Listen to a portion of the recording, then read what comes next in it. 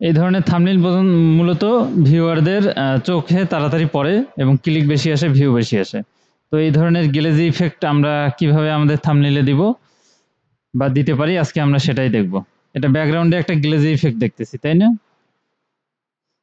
আচ্ছা, এই ধরনের থাম্বনেইলের জন্য আমরা কিছু ছবি ডাউনলোড করে নিছি। ঠিক আছে,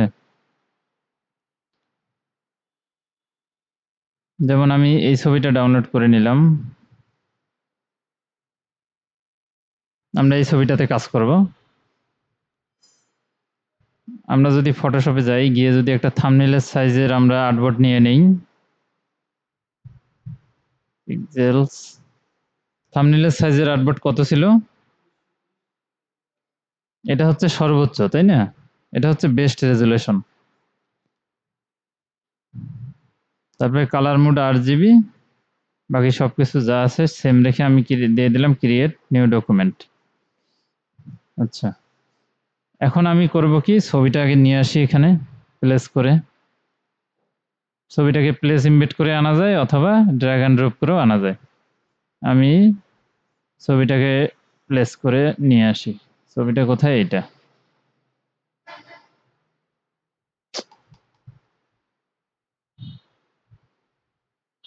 চলে আসতেছে না কেন? আচ্ছা, ছবিটা চলে আসছে। আমরা এখন এটার ব্যাকগ্রাউন্ড সরাই নিব।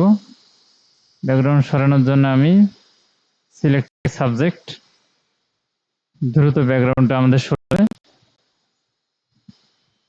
তারপরে আমি দিলাম Ctrl+J, একটা নতুন লেয়ার আমি তৈরি করে নিলাম। এটাকে আমি ডিলিট করে দিই।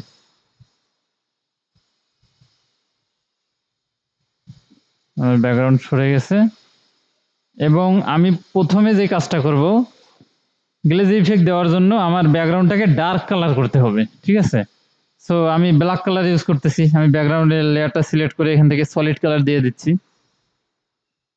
সলিড কালারে আমি এখান থেকে ব্ল্যাক কালার দিয়ে দিলাম। এটাকে একটু বড় করে নিই। আচ্ছা, এখন আমার যেটা কাজ করতে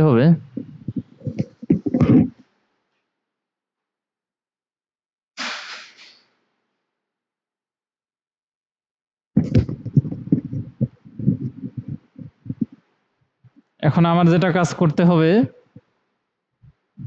এখানে একটা ব্ল্যাঙ্ক লেয়ার নিতে হবে। নিয়ে আমি নিব ব্রাশ টুলটা।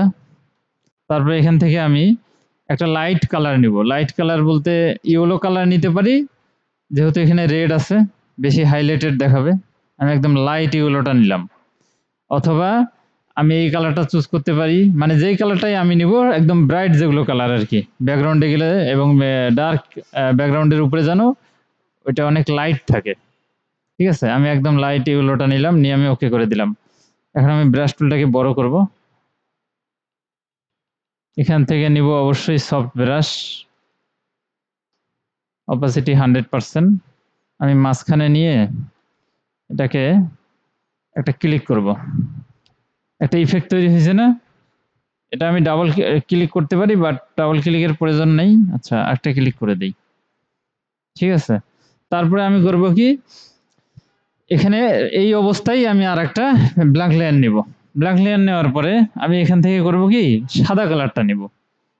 সাদা কালারটা নিয়ে মাঝখানে হালকা করে একটু সাদা আমি ইফেক্ট দেব। তাহলে হবে কি, এটা রিয়েলিস্টিক দেখাবে। এটা একটু ছোট করে নিই। আচ্ছা, একটু বেশি হয়ে গেছে, অপাসিটি কমাই দেই, বা এটাকে আর একটু ছোট করে নিতে পারি, নিয়ে অপাসিটি আর একটু বাড়াই। এটা এখন একদম রিয়েলিস্টিক লাগতেছে। ঠিক আছে, যে একটা ইফেক্ট। এবং এই দুইটা লেয়ারকে আমি একখানে করে মার্জ করে দেব Ctrl+E দিয়ে। আমার ইফেক্টটা চলে আসলো। এখন যদি আমি ইফেক্টটাকে ব্যাকগ্রাউন্ড লেয়ারে নিয়ে যাই, আমার লেয়ারটা উপরে আছে, আমি ড্র্যাগ করে ব্যাকগ্রাউন্ডে নিয়ে গেলাম। নিয়ে এটাকে যদি Ctrl+T দিয়ে সিলেক্ট করে এটাকে বাড়াই কর্নার ধরে, আমার ইফেক্টটা কিন্তু চলে আসছে অলরেডি, তাই না? আচ্ছা, এখন এখানে আরো কিছু আমার কাজ আছে। ছবিটাকে আরো একটু অ্যাট্রাকটিভ দেখাবো এবং আরো একটু গ্লেজি ইফেক্ট আমি শুধু এই ছবিটার উপরেই দেব। আমরা আউটার গুলো শিখছিলাম না, আউটার গুলো ব্যাকগ্রাউন্ড ব্লেন্ডিং অপশন থেকে। আচ্ছা, আমি ছবির লেয়ারটা সিলেক্ট করি, করে রাইট বাটন ক্লিক করি, ব্লেন্ডিং অপশনে যাই, গিয়ে আমি আউটার গ্লো এটাকে আমি সিলেক্ট করি। এটার একটা বর্ডার আমি দিব, সেটা গ্লেজ ইফেক্ট আকারে এখানে পেস্ট হবে। আমি নরমাল করে দেই, দিয়ে আমি এটাকেও ইয়েলো কালার করে দেই, তাহলে ম্যাচিং হবে। আমি ইয়েলো কালারটা কিভাবে করলাম, এটাকে সিলেক্ট করলাম, কালার ড্রপারটা আসলো, আমি এটাকে বাইরে এনে একটা ক্লিক করলাম কালারের উপরে, ওকে সিলেক্ট হয়ে গেল। তারপরে আমি যদি এই স্প্রেডটাকে বাড়াই এবং এই সাইজটাকে বড় করি, আমি দেখবো যে একটা ইফেক্ট চলে আসতেছে। ঠিক আছে, আচ্ছা এটাকে আমি বাড়ায় দিতে পারি, কম বেশি করে দিতে পারি, কিছুটা স্ট্রোকের মতো আসবে, এটাকে আরেকটু রিয়েলিস্টিক লুক দেওয়ার জন্য। আচ্ছা, তারপরে আমি করব কি, এই ছবির উপরে আমি কর্নার গুলোকে আমি একটু আরেকটু ইফেক্টিভ গ্লেজি দিব, বা আরেকটু গ্লেজ দিব এই জায়গাটা। এই গ্লেজি ইফেক্ট দেওয়ার জন্য আমি এটার উপরে আহ, একটা সলিড কালার নেব। আচ্ছা, এখান থেকে সলিড কালার আমি নেই, হলো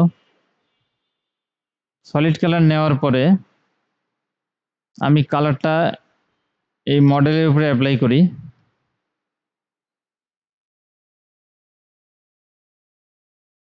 আচ্ছা,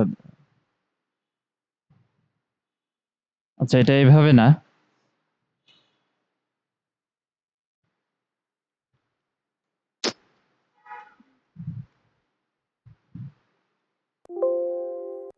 ডিস্টার্ব দিচ্ছে ফটোশপ। আচ্ছা,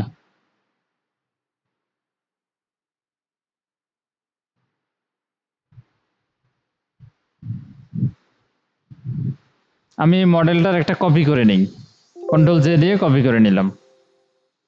কপি করে নেওয়ার পরে এটাকে আমি রাস্টারাইজ করে দেই, এটা আলাদা একটা মডেল আছে এই জায়গায়। আচ্ছা, এটা ইফেক্ট ডিস্টার্ব করতেছে কেন,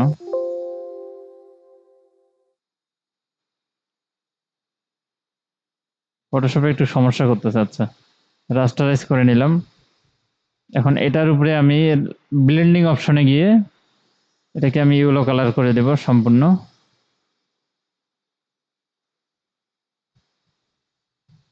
ইয়েলো কালার করে দিলাম, এটা কিন্তু আলাদা একটা লেয়ারে করলাম। ঠিক আছে, এটা উপরের লেয়ার। এখন এখান থেকে আমি এটাকে ভিভিড লাইট, আচ্ছা